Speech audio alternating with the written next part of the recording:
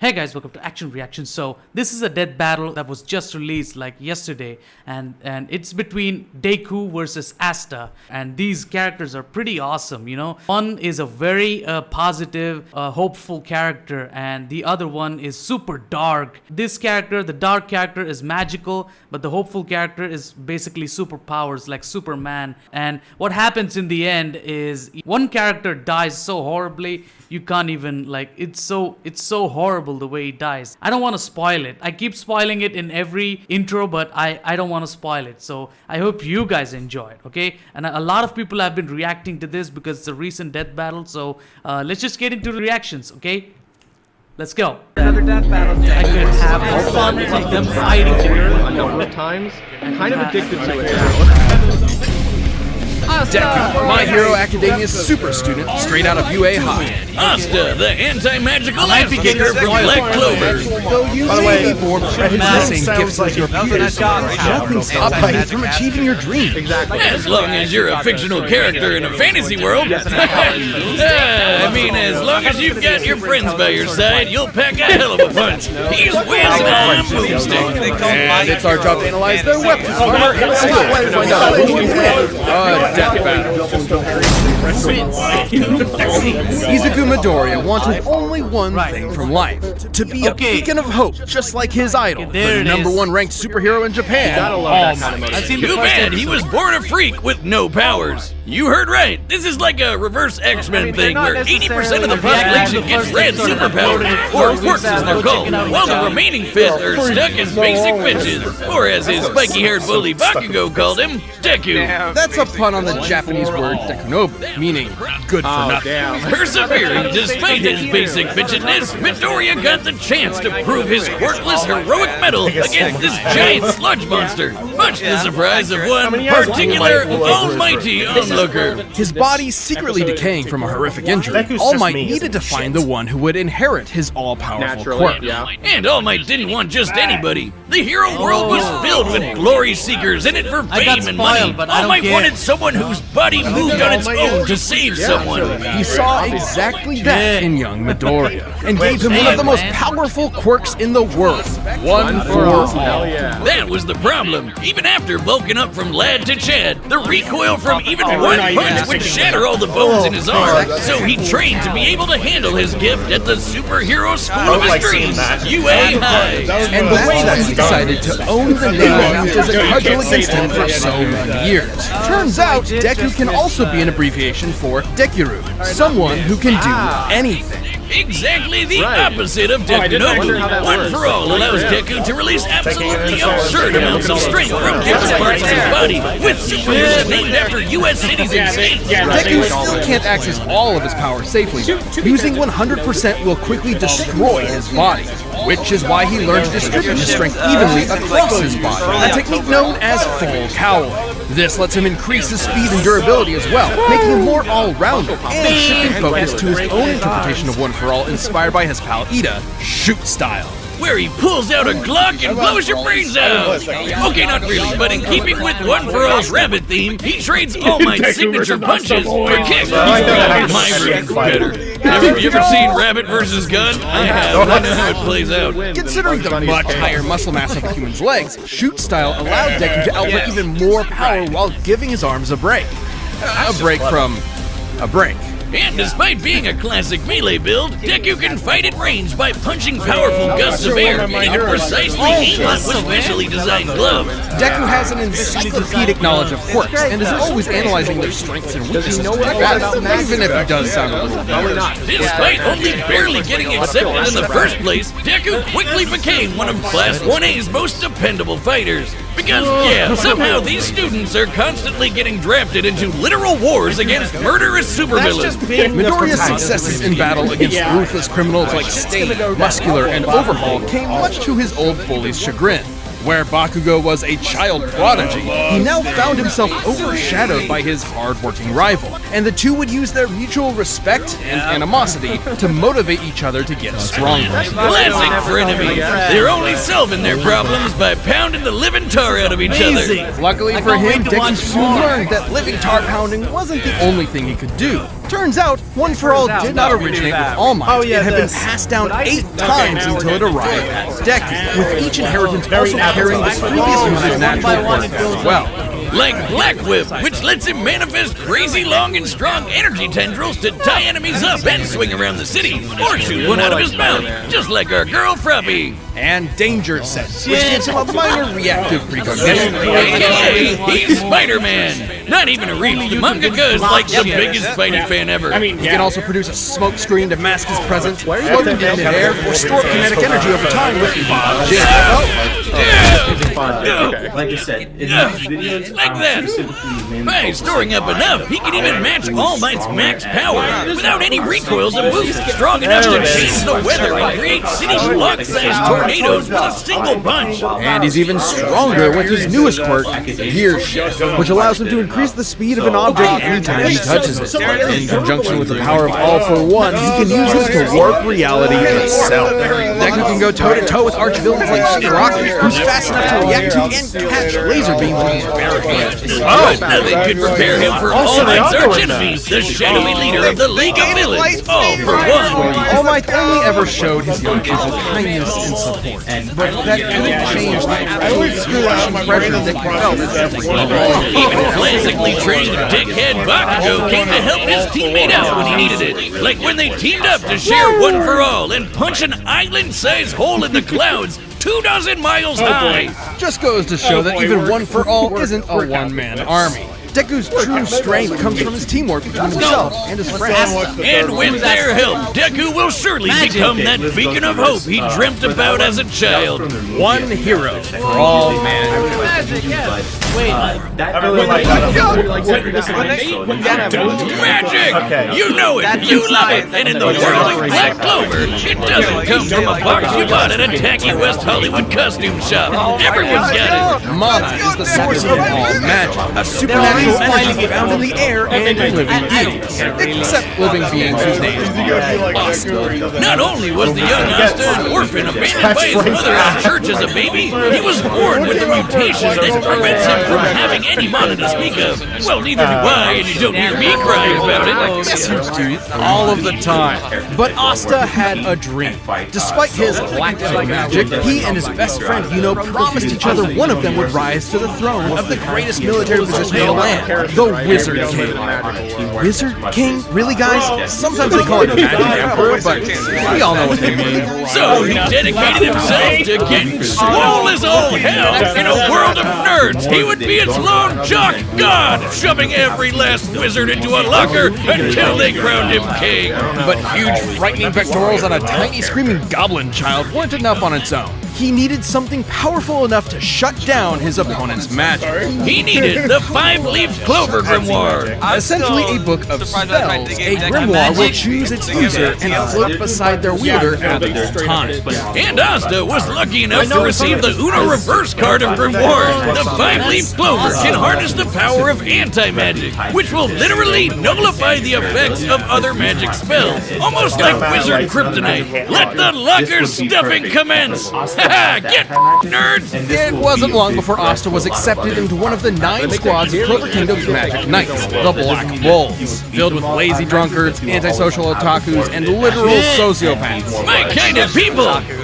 Mostly. But much like with Asta, you shouldn't judge a grimoire by its cover. And soon they were all working together and kicking ass like a family should. Asta harnesses the power of anti-magic by summoning swords imbued with it from the grimoire. Normally, these swords would quickly drain the mana from anyone foolish enough to wield them, but Asta does not have any mana, turning his greatest weakness into a one-of-a-kind strength. He's got his classic Demon Slayer, an enormous greatsword which cuts through spells with its edge and deflects them with its blast, or the Demon Dweller, which can also absorb and copy magic, then toss it right back to sender. I think my personal favorite is the more complex Demon Destroyer, which severs the relationship between spell's cause and effect, countering the effects of magic. This can result in anything from healing a village that was inflicted with poison to preventing reincarnation. Yeah, okay, some of these can get a little heady. I personally prefer keeping it simple, like using anti-magic telekinesis to surf on your sword to the sky. It's worth noting that these swords are made specifically for countering magical attacks and sources of mana. The swords will act as though blunted when striking non-magical foes, more akin to giant clubs than actual blades. Not entirely inconsistent with real-life greatswords. But none of that's even close to as cool as his deadliest sword, the Demon Slasher, a katana as black as the pits of hell and twice as badass. This one actually does cut like a sword, but it's complicated. It lets Asta actually select what he does and does not want to cut, only affecting his target while leaving anything else unharmed. Okay, at this point, isn't that just magic? Magic with a loophole. Basically, And he studied the blade long enough to become a master swordsman to boot. Not the real life sense, in the anime sense. He can spin himself like a tornado to deflect magic spells, thrust forward at top speed like a charging bull, launch a barrage of anti-magic projectiles, and even channel anti-magic into his swords to vastly increase their size. Well, while he may be no good with mana, he has learned to detect ki. Because, of course, The life force existing in all things. Asta can detect hidden opponents and even predict their movements ahead of time, as long as he's fast enough to react. with such crazy powers, Asta was taking on threats like the Eye of the Midnight Sun, the Devil Zagrid, and the Dark Triad. So many nerds, never enough lockers. Too bad for Asta, though. He had one serious inner demon. Literally, housed within the five-leaf Clover grimoire was Liba, a demon exiled from hell for completely lacking magical powers, and who just so happened to get adopted by Asta's mother. Until he got possessed by a different demon and killed her. Vowing vengeance on all demonkind, Liba manifested anti-magic from his hatred as a way to kick their asses, which gave him and Asta a lot of common ground, despite the whole, mom murder thing. In fact, the two became true brothers and formed an unstoppable duo. Liba can actually fully merge with Asta for a massive power boost that lasts up to 5 minutes, at the cost of leaving Asta nearly powerless for the next half hour. I'll take it if I get to be strong enough to slice buildings to pieces, obliterate huge chunks of earth, and share the most powerful demons at work. Give me the goddamn book, I'm the book boy, okay? Even characters earlier in the series like Spoli had magic capable of completely vaporizing the entire Clover Kingdom in a single attack. And demons that Asta has fought since then, like Dante and Lucifero, are leagues stronger. Hell, screw all these demon forms and anti-magic powers. Asta's body is so incredibly well trained, he dodged a beam of light while sleeping. As in, he was asleep, and the force of his sneeze pushed his head out of the way of a beam of light. Light speed sneezes, everyone. And despite his headstrong and irritating personality, AKA screaming at the top of his lungs as often as possible. Asta's an intelligent fighter who has leveraged his skill against far more experienced foes. But he wouldn't be anywhere without the ragtag band of deviants he calls friends.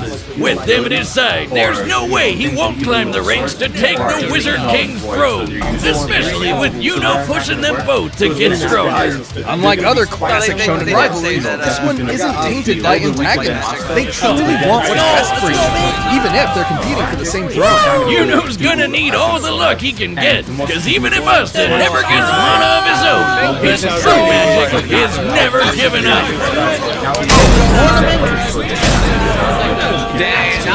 All right, the combatants are set to run the data for all possibilities. It's time for a death battle!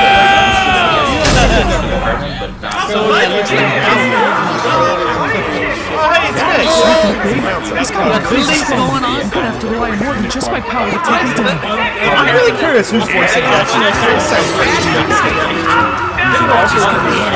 Really hard. Deku is it's hard.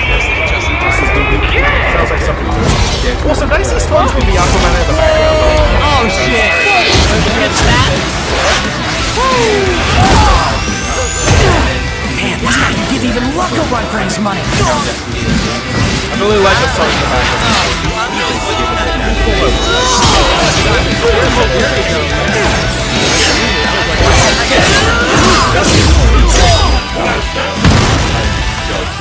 Aren't swords supposed to be sharp? This thing isn't slowed by sword's weight at all. I hamper his movements and get that book out of his hands. He found me! Yeah, you can still sense it.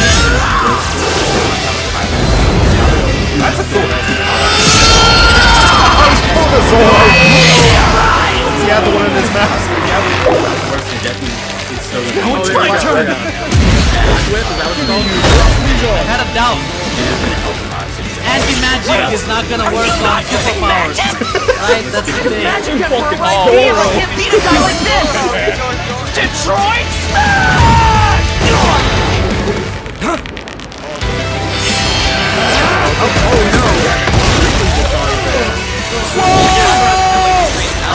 Detroit Smash! He's just gonna yell at him. It's not! Are you not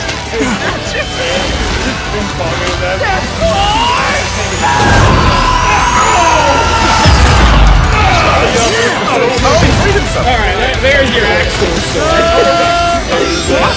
Oh my god, Deku's cheating! I don't know what Detroit is, but I've had enough of it! I'm ending this quick!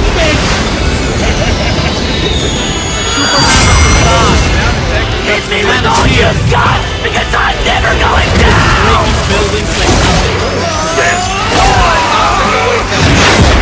Okay, Sorry, I'm not sure.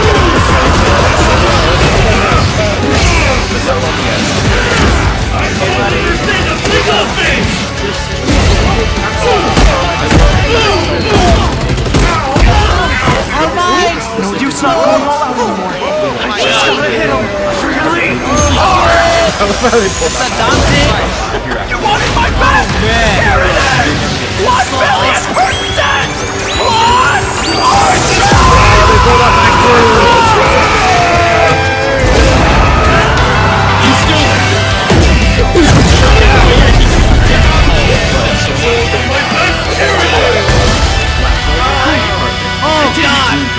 Why would they start that time? No!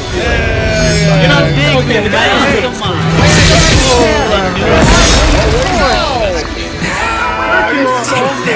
God damn it. Oh, shit.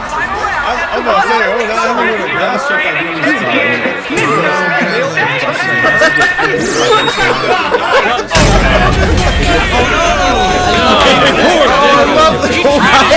But Asta just jumped him into that great big locker in the sky. Both Deku and Asta were fairly evenly matched melee fighters without any specific abilities to give one an easy edge over the other. Though, to be fair, the variety of quirks Deku inherited from past users of One For All did make him more versatile and unpredictable. Plus, quirks are biological mutations, not connected to some supernatural energy source like mana. So Asta's anti-magic powers were basically useless here. Deku was generally a smarter and more tactical fighter, but against Asta's incredible might, this time Raw beat brains. Let's crunch some numbers! Deku's greatest feat of strength was splitting that enormous cloud formation with Bakugo. By measuring the size of the island and comparing it to the clouds above, we can determine they dispersed over 63 trillion kilograms of water. That's the weight of the Great Pyramid of Giza! 12,000 of them!